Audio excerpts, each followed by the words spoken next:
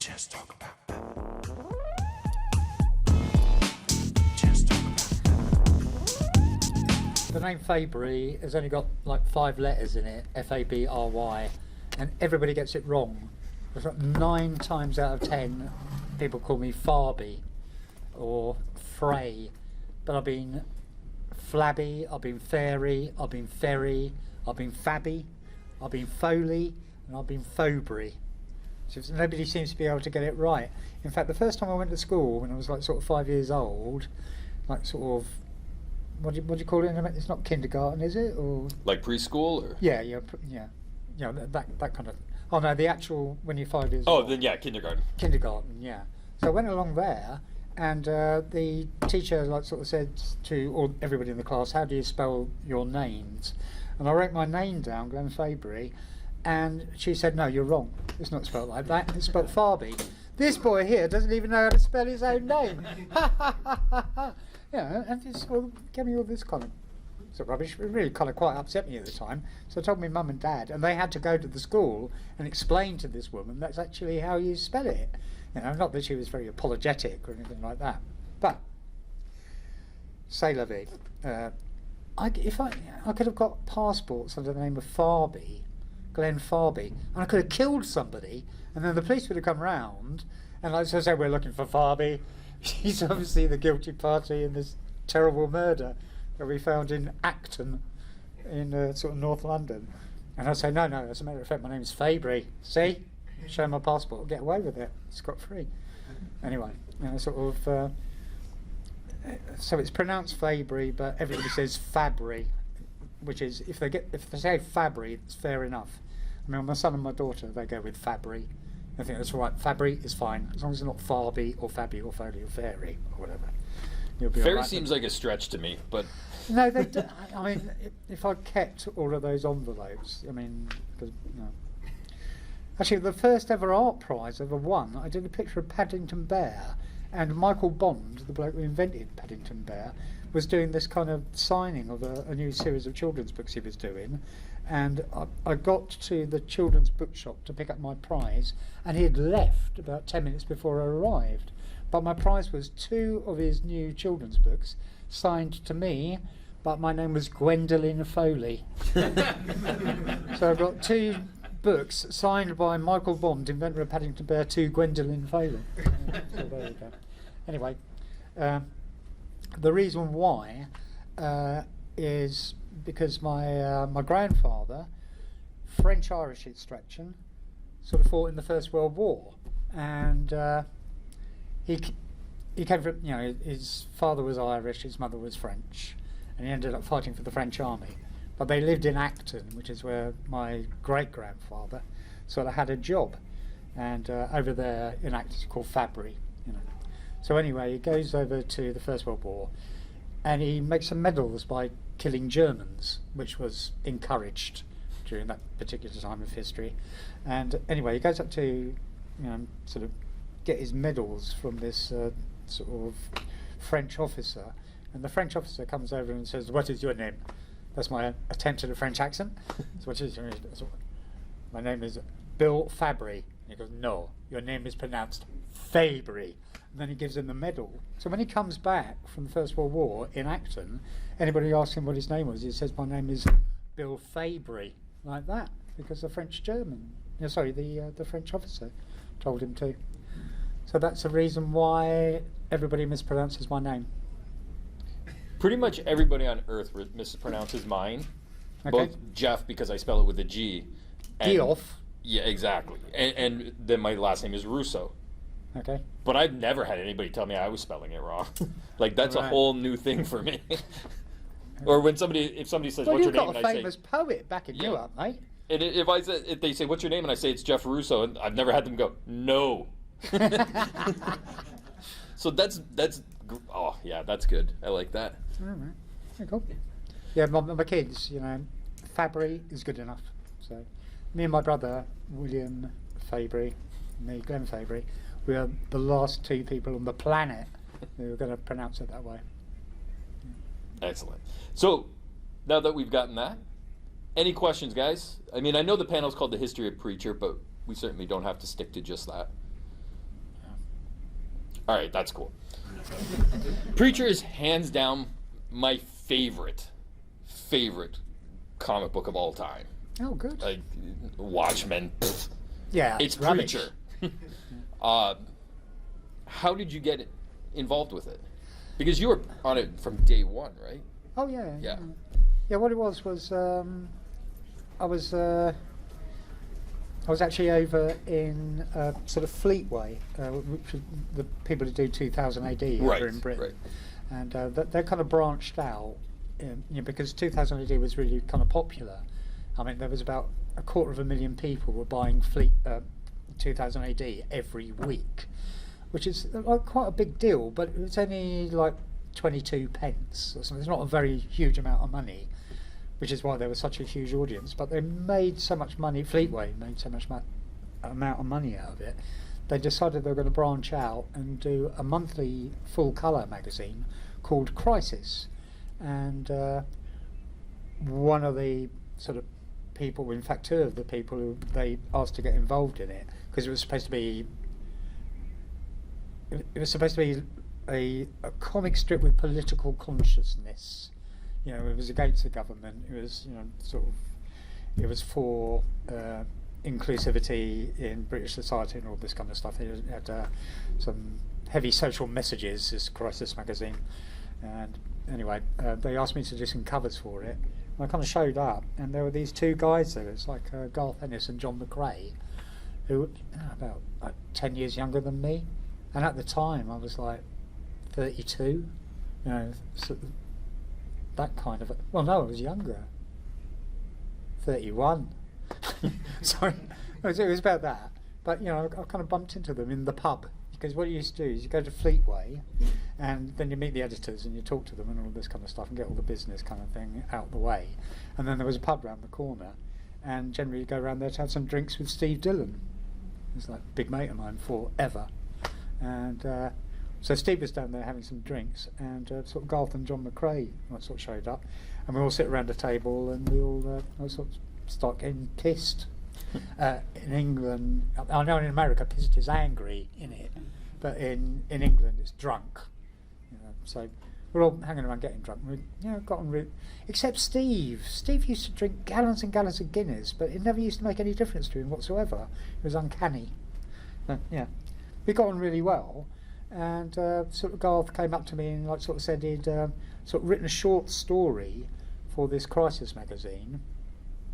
It's like just little kind of 5 pages, which was based on one of his mates and a failed love affair that one of his friends had had. And he said, "Would you mind sort of painting 5 pages of it for Crisis if I give the story?" "Yeah, sure, mate." So we got on well, so I did that, and me and Garth and sort of got on really well. Got on well with Steve. I've gotten well with Steve since 1985. It's like years and years and years, and that was all going great. I mean, I was working for Slaine in 2000 AD, kind of continued doing that, and there came a point where that stopped, because I started doing some other thing, and Simon Bisley sort of came along and took over the Slaine character from me in 2000 AD. So only me and Simon and a couple of other guys could actually paint. A lot of the other people were doing just like sort of line and watercolour, but me and sort of Simon and John Bolton could actually paint, like impasto, sort of all of that kind of thing. Anyway, so I did this story for Garth, and he ended up working for Vertigo. He ended up doing Hellblazer for Vertigo with Will Simpson, who is now Will Game of Thrones Simpson. Does all the character designs for Game of Thrones, does all the storyboards for Game of Thrones, all this kind of stuff. I've got some photos of him over here on my telephone if you want to see photos of Will Game of Thrones Simpson, personal friend of mine. Does he wear a crown? Yeah. Okay. Yeah, he does. Yeah, generally. These days he does. Yeah, but sort of back then he was just doing like a John Constantine Hellblazer. Anyway, sort of Garth kind of has taken over the storylines. But they got this the guy doing the covers for it, and he really didn't like the covers. It was this bloke who was trying to do like a kind of collage version, sort of like Dave McKean. Right. And they weren't kind of particularly good. And sort of Garth kind of suggested to Karen Berger that I'd be a guy who can do the covers for his sort of stint on Hellblazer. And I've never done any work for America at all. Everything had been sort of for England or France. Rarely, very rarely for France. But yeah, that's what America, that could be good. So I was up for it. And he really had to sort of go quite hard with Karen Berger to sort of try and actually give me a chance in the first place. Because, the American people used to come along to the British conventions, and whenever they'd see me, I'd always be drunk. Because, you go along to these things, and my dad always used to say to me, there's no such thing as a free drink. But I go along to these conventions, and people would come up and say, Glenn, what do you want to drink? Okay, all right. And they'd just give me loads and loads of free drinks. I thought, I'll never turn down a free drink, and I never have. Hence my, this is the reason why I flew in my private helicopter. But, so everybody's nervous about me in America. So, I had this chance, so give me a one-off chance, do one cover for Hellblazer, and if it worked out, then I could stay on for the course. And so I did my hardest, and the very first one I did, really tried as hard as I possibly could to do the best thing that I could at the time, and it got in, and it was successful. So people liked it, so they kept you on for another 3 issues, and then after those 3 issues were over, they kept me on kind of in perpetuity on the Hellblazer thing. So I was doing that. But they with the Hellblazer, did you continue on after Ennis? No, that was the thing, you see. What Garth and... I was also painting a Judge Dredd Batman story for 2000 AD, like a kind of a sort of Fleetwood thing, written by Alan Grant and John Wagner, who invented Judge Dredd. They didn't invent Batman, but they invented Judge Dredd. So it was like sort of working away at that. And I could do one American cover and do the painting for the comic strip thing. But there came a point where sort of Garth and Steve came up for me and said, well, we've got this new project sort of coming up. Would you sort of want to do the covers for it? And so I had a choice. I could go with Garth and Steve, but I like Garth and Steve, like sort of mates, So, or I could stick with Hellblazer, which I knew would, last forever. But I kind of decided, all right, well, I'll stick with Garth and Steve because we work well together. It's always good fun meeting up with them. It's good company. And they're both really good. Garth, brilliant writer, and Steve, great comic strip artist. So yeah, sure. So we'll do it. And I'll go with Preacher or whatever the Christ that is. So I go up to London, and I'm having about. My wife had told me, if you go up to London and meet Garth, don't have more than 2 pints and come straight back home. And I go, oh, all right, darling. There's no problem whatsoever. So I go and meet with him up in a bar in London and I had 4 pints. I didn't have more than 4 pints. And, we have this talk about Preacher and what it's going to be about. I thought, fucking hell, he's going on about bloody religion again. Jesus Christ, it's so boring about that. I didn't say that to his face, but I was going, all right, what have I done?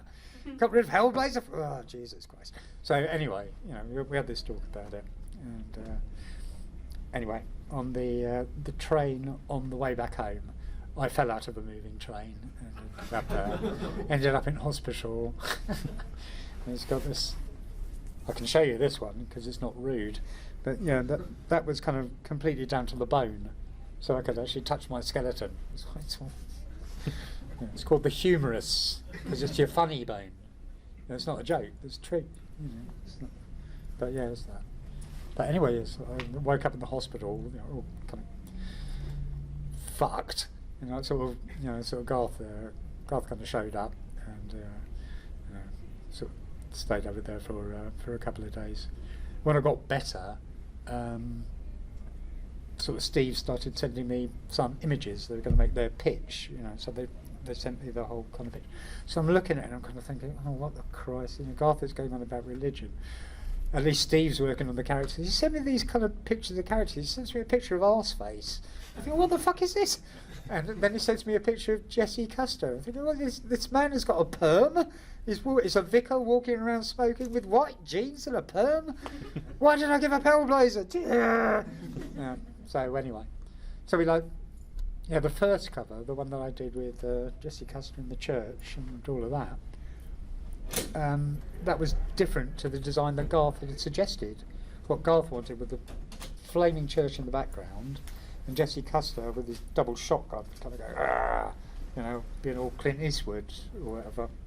But I'd come up with that design, and I thought, well, if I'm going to do this stupid thing, I'll do something which I think will work as a cover.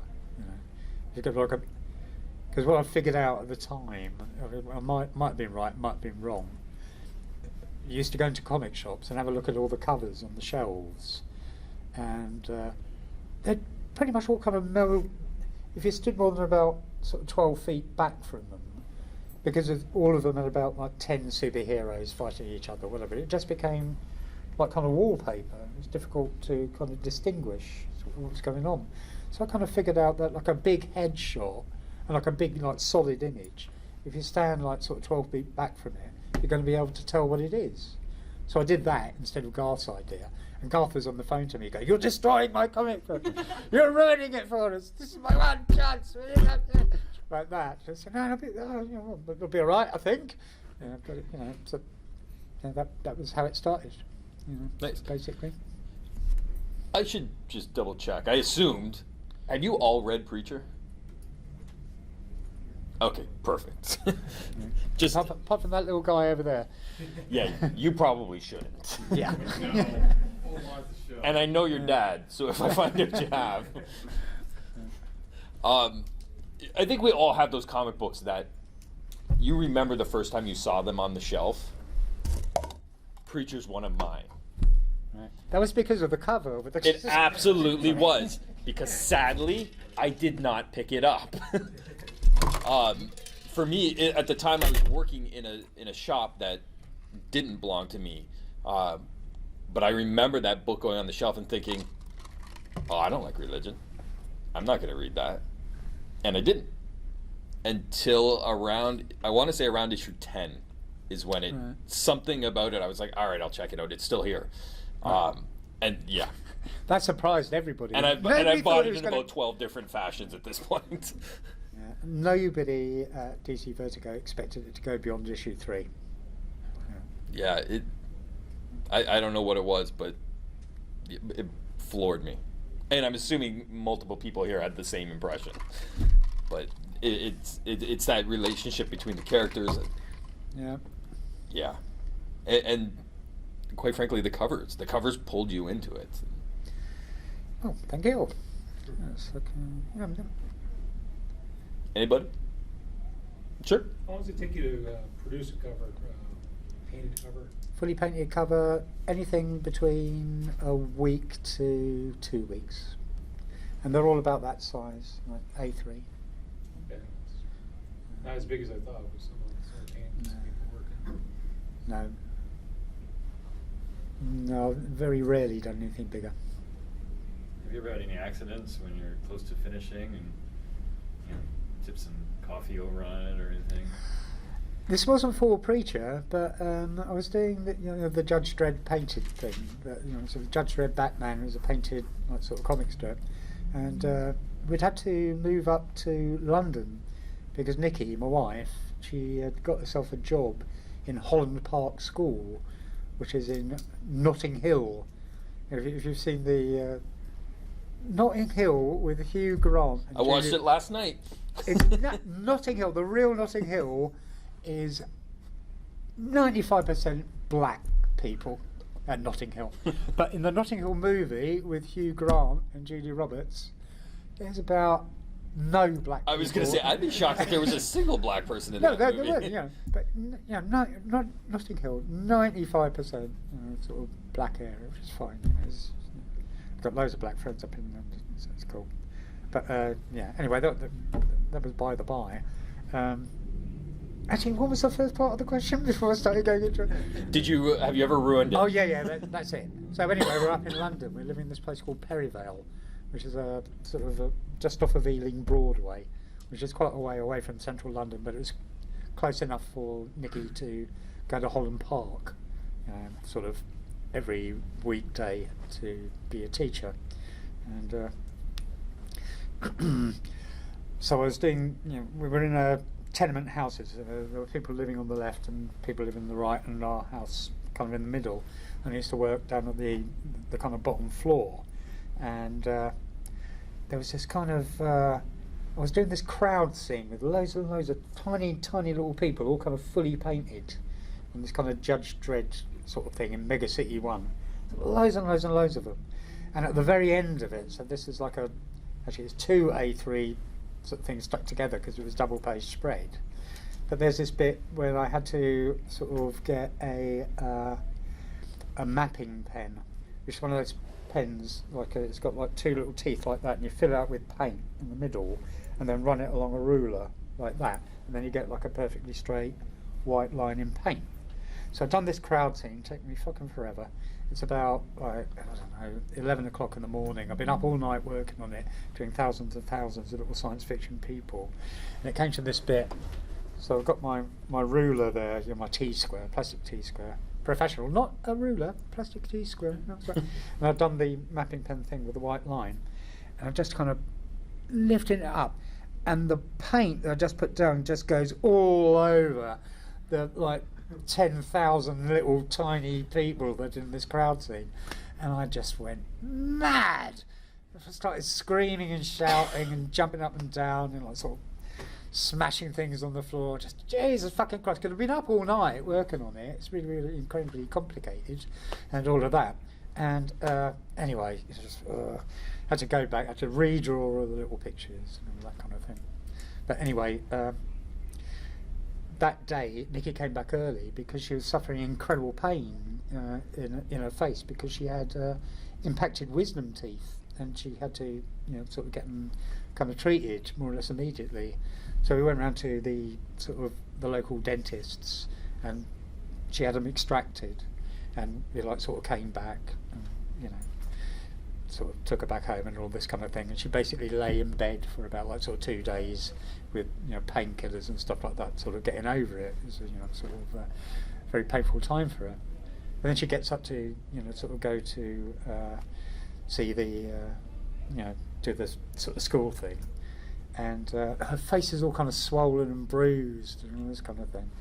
And our next door neighbour sort of looked out the window through the curtains and saw her leaving with this swollen, bruised face and all this kind of stuff. And he was the one who heard me swinging and smashing and doing all this kind of stuff. His immediate assumption was that I'd beaten her up. So, so anyway, she'd gone to teach the kids, and 4 of the neighbours came round and knocked on the door and said they were going to sort me out for beating my wife. And I had to explain to them, no, just this. And they went, all right, we'll see. So when she came back, she explained it all to them. It's like, That's way worse than spilling coffee on something. yeah. When the neighbors come to beat you. Yeah. They were going to give me a proper twatting. Sure. What medium do you paint in? Acrylics, generally. But I use sort of coloured pencils and sort of inks and biro, whatever, really. The good thing about acrylics is you can put a kind of a wash over it, and it's plastic. So if you do spill cups of coffee over, a plastic sealed, acrylic painting, you can just rub it off with a J-cloth. It's not going to do any damage.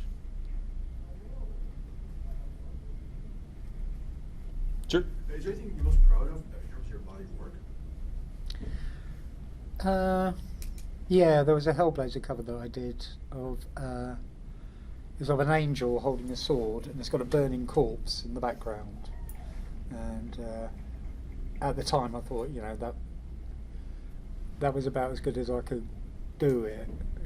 Sort of, I don't work from photographs, so sort of pretty much try and make up when it's a drawing stage. You just try and make it all up, sort of out my head, and then kind of fill it in if there's like some kind of reference I need. Even if there's like a fold in something that doesn't look right or doesn't look quite right, then I'll either pose in a mirror for it or get somebody to sort of sit there and do it.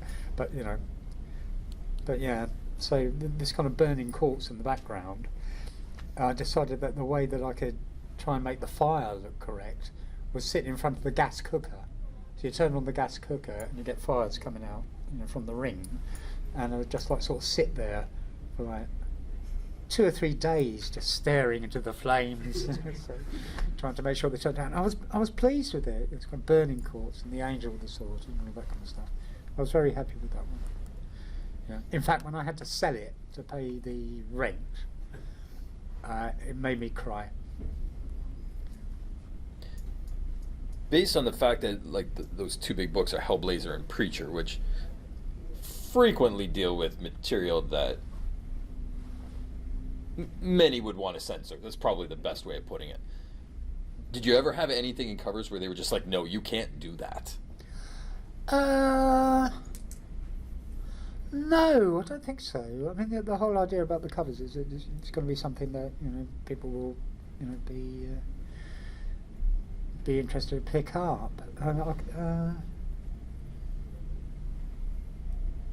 Arseface was a big one for me that I was always like, I wonder if they ever were just like, you can't put that on the cover. No, it wasn't. Well, I'll tell you how I did Arseface, actually. That is how I did it. I used that to pose for his arse face. So I sit instead of staring at gas rings or whatever like that, I look like that because it looks like an arsehole, doesn't it? So I sort of work off my hand. I've got to do the other side. Hang on a minute. I was going to say, that does seem better than the alternative. Yeah. So yeah, they get my next door neighbour in and say, excuse me a minute. Hang a minute, mate. It's for art. No, nothing really. No, they did I mean, generally when I sort of do sort of convention sketches and sort of things like that, I always feel reasonably kind of confident that I can draw whatever it is without reference, and anything that anybody wants.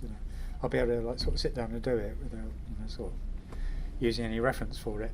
But there have been a few times when people have asked me to do specific things and I've kind of turned them down because it's just wrong. Sadly, I've seen a few of those from people, but Yeah. Yep. Did you study in art school or?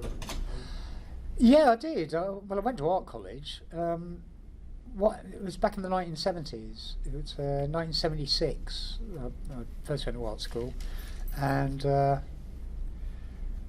brought along my portfolio. I mean, the only thing I was interested in, like sort of drawing and painting, well, it was like sort of figurative stuff. I wanted to draw, sort of people or characters, or like, just sort of try and not. I would have been fine doing portraits. Been quite happy, sort of going along that route. But I went along, and the first thing that the course guy for my art school, for my first sort of bit at art school, he looked through my portfolio, and the first thing he said to me was, "Don't you realise that the invention of the camera has made figurative artwork completely redundant, you idiot?" And he just like sort of said, "Stop wasting your time doing pictures of people, you need to go into abstract, you need to go into thought, modernism, postmodernism, postmodernism, all of that, and so I couldn't. The way the course was run, there wasn't anything. I was expecting it to be like Hogwarts. You go along there, and people would teach you painting technique, and they'll tell you how to do specific things, or the way to actually kind of progress. But all they were doing was like sort of telling me that what I was doing was rubbish, and I should try and be abstract art.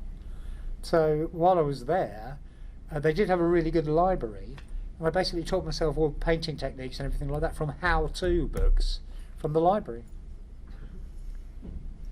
Sad that you paid for that. Yeah. I know your work mostly through the life drawing book that you created. Right. I wonder if you could talk about the process of that, because it seems like it's not laid out as sort of a typical. Well, which one? There are two of them. There's one that's just loads of sketches that I've done. I remember reading something about that you're sitting in front of the TV and for 15 Oh, yeah. minutes you do the thing, but there's Yeah. just like there's so many of those. I wonder if you could talk about the background of how that came about and how did you plan on that? Well, what becoming it a was book? actually, sort of funnily enough, it was I'd sort of read this interview with this artist called Steve Rude, and what Steve Rude was suggesting, and I'd seen Steve Rude's artwork, and I was like sort of quite impressed by it. And I thought, yeah, this guy knows what he's talking about. But what he was suggesting was just like art is like anything, sort of any kind of mental exercise or anything like that. It's sort of something that you can actually improve on if you kind of practice. So what he was suggesting was before you get down to work proper, what he was saying was that you should sort of sit down and spend like 10 minutes sketching. Just sort of sit there and just sketch. He wasn't talking about using reference or anything like that. He was just sort of basically saying sketching.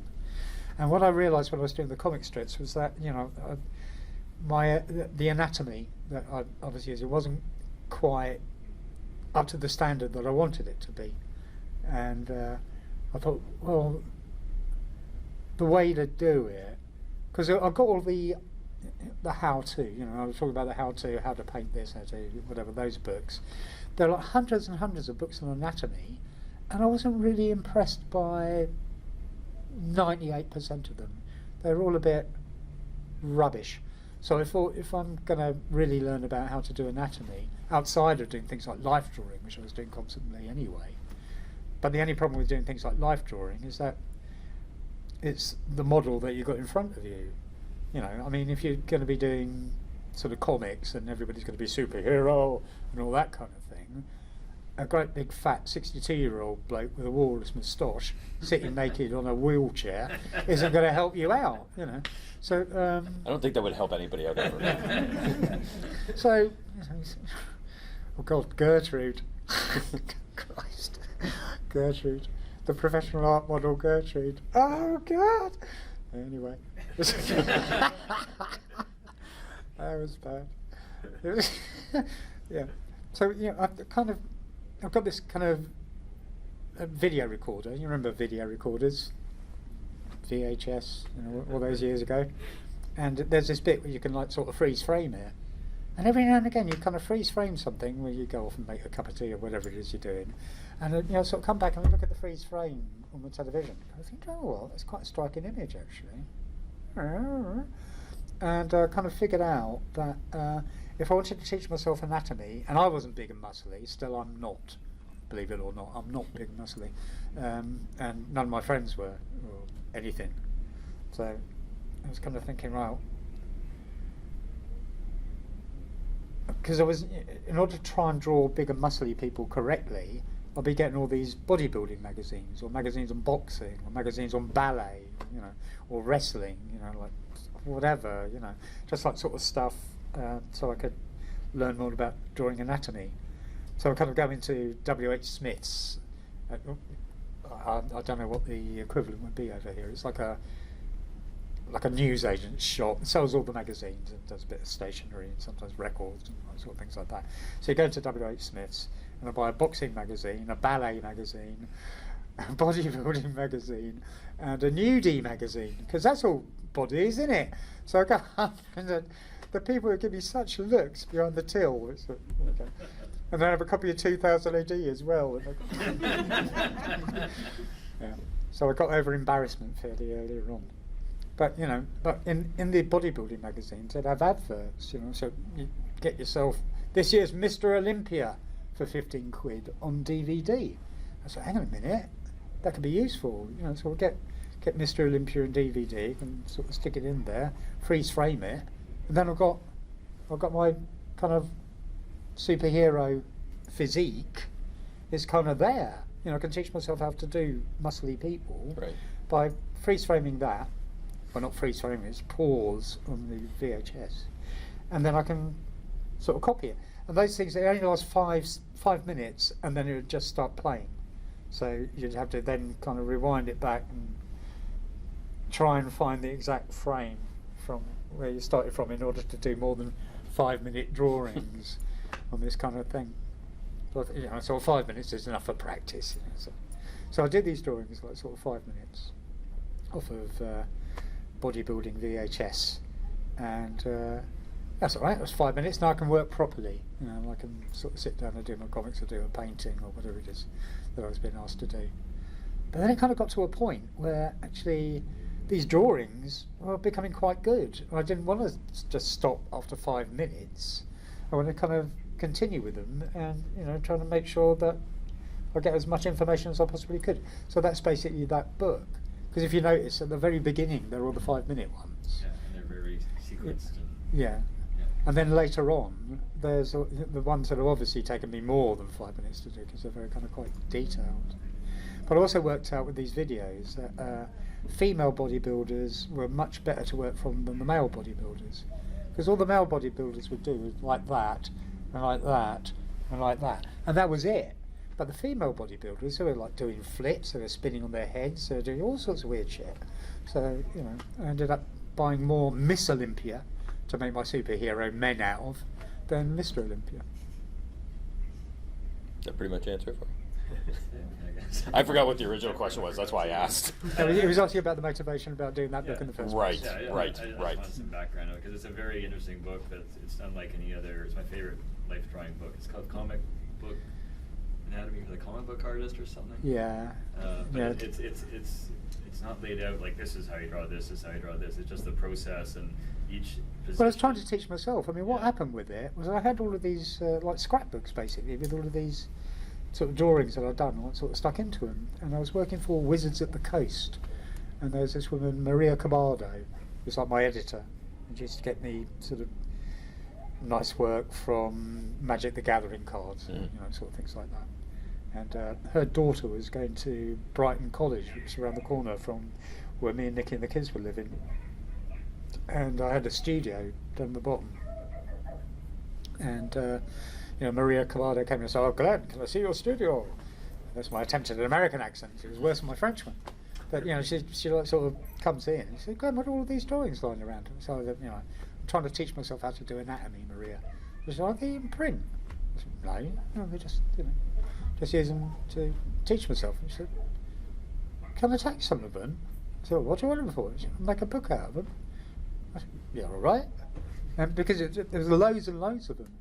I mean, the ones that there was about 3 times as many as in that anatomy book, just all over the place. So she took them all away and she made a book out of them, like a hardback book called a Monogram, and that ended up being reprinted as the Dynamic Anatomy for the Comic Strip Artist, and Muscles in Motion. That's what it's called. Yeah.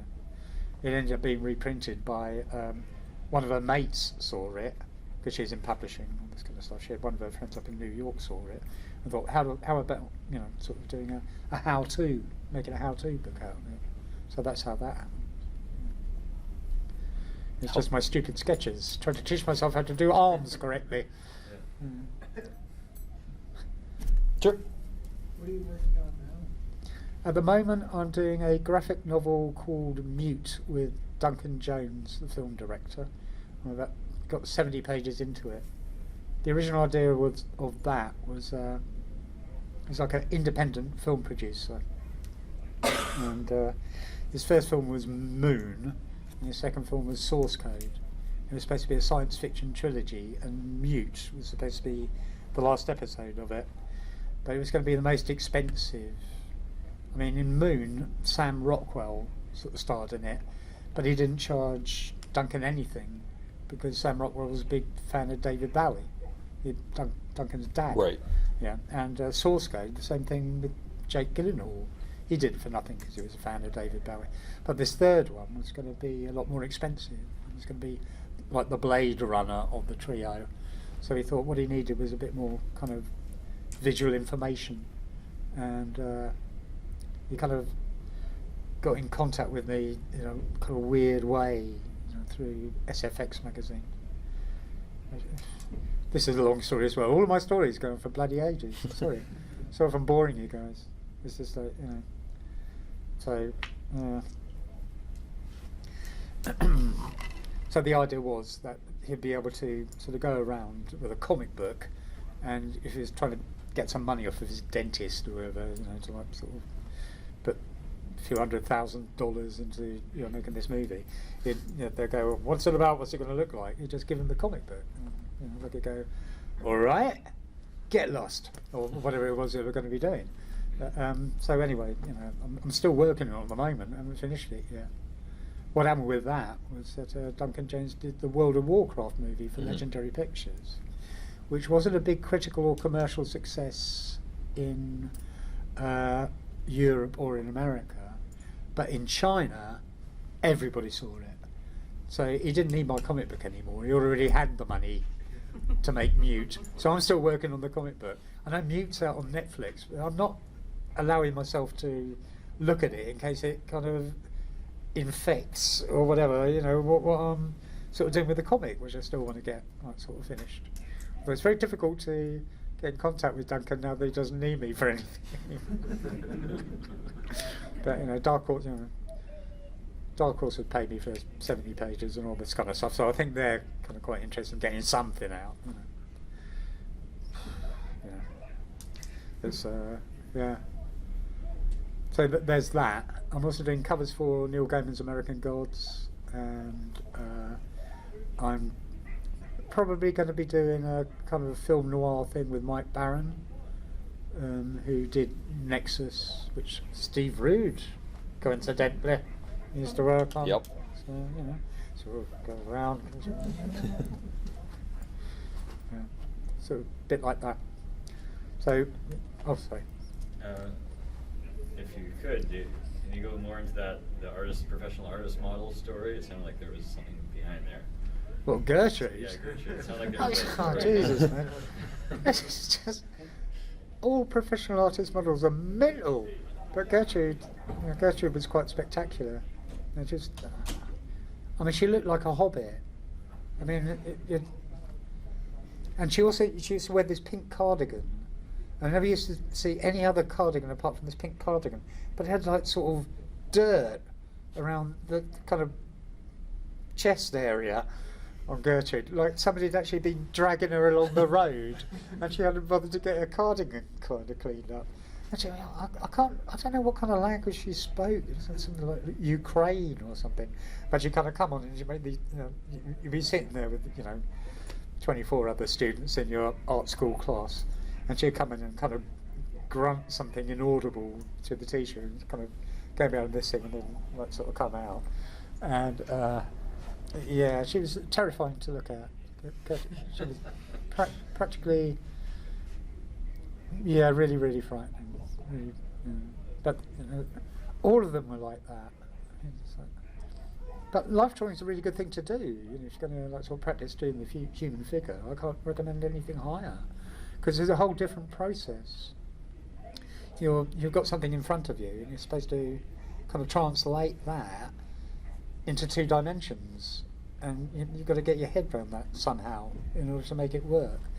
And loads of people have different techniques, like there's the outline technique, or the one where you just do diagonal lines and things like that. The only thing that I've got from going to art college from one of the teachers was at life drawing classes with this woman called Mary Kane, and she sort of told me the theory of rhythm. So like every form, every shape, natural shapes, I mean this has got rhythm as well, yeah, but every kind of natural form and shape, it's got rhythm to it. So instead of, you know, sort of trying to do like outlines or whatever, what you're trying to do is almost sculpt something in 2 dimensions. So you're doing that as part of the kind of drawing process. And if you're doing it correctly, you should also be able to know from the drawing that you're looking at what's going on from behind the drawing, in the round almost, if you like. So this kind of rhythm technique, you kind of do all this kind of stuff. You know, it's like it was a, you know, very good theory, which I was stuck by. Did you find live drawing to be more valuable than when you did it off the video, when you could get more because I found with life drawing you tend to get the same poses, and like you say, you're stuck with the model, so you're drawing the same guy over and over again. And they'll do only certain, they can't be like flipping and upside down or something like that. Well, for comic strips, I would definitely sort of go for rip it off the television. Yeah. But just like sort of learning how to draw in general, I would 100% go for life drawing. Anybody have a last question? Sure. Do you have any artists that you've been influenced by? Yeah, loads of them. I mean, my big favourites were Gil Kane and Jack Davis, Moebius, Richard Corbin. These are just people sort of working in Frank Frazetta, of course. Everybody's influenced by Frank Frazetta. Jack Kirby, I mean, like everybody, sort of really from comics. But I'd say like my classical favourites are definitely going to be Rodin, the French sculptor, Alfred Gilbert, the English sculptor, is a contemporary of Rodin's. His most famous work is Eros in Piccadilly Circus. That kind of statue there. Check his work out, it's kind of amazing. And I like the pre-Raphaelites. I was a big fan of sort of Holman Hunt and John Everett Miller, and Egon Schiele, lot bit of Schiele. All of that. Hi. Would you like Francis Bacon as well? Oh yeah, Francis Bacon. Yes. Yeah, it's like it was kind of like as Peter Blake. Now Peter Blake, he's my all-time favourite '60s artist. I mean, his most famous thing is the cover for Sgt. Pepper's Lonely Hearts Club Band, but that's more of like a collage. Right. But check out his paintings, his painted work. It's just like very, very, very good. Have you ever spoken to Richard Corbin? There's a lot of similarities between No, I know John Ceballero is big mates with Richard Corbin, and I'm quite matey with John. And John speaks with Richard Corbin all the time. And the last time I met John Ceballero was over in sort of New York a couple of months back. And he takes me around his sort of studio, and Richard Corbin will send him sculptures, because what Richard Corbin does, instead of sitting in front of a video or whatever, he makes sculptures out of things, and then he sort of lights the sculptures and does paintings off of them, that kind of thing. And when he's finished with them, he sent loads of them over to John Ceballero. And it's just like, you can go to John Ceballero's studio and he's got a drawer full of clay breasts by Richard Corbin.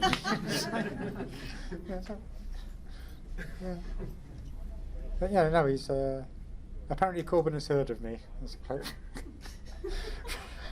That's about as far as I know along those lines. I did meet Liberatore, Tanino Liberatore. Yeah, because I was in Lucca, in November last year.